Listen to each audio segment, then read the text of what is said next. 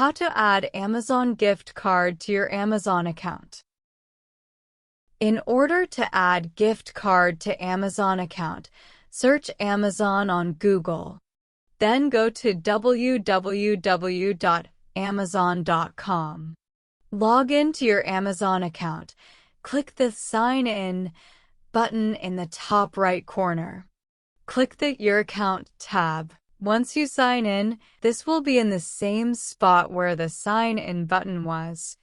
Find and click on the Redeem a Gift Card option. A new screen will load after you select Redeem a Gift Card code. Use the 14 or 15-character code on your Amazon gift card in the field under Enter Claim Code and click Apply to your balance. Enter the gift card code when you check out for an alternative option. That's it. Thanks for watching.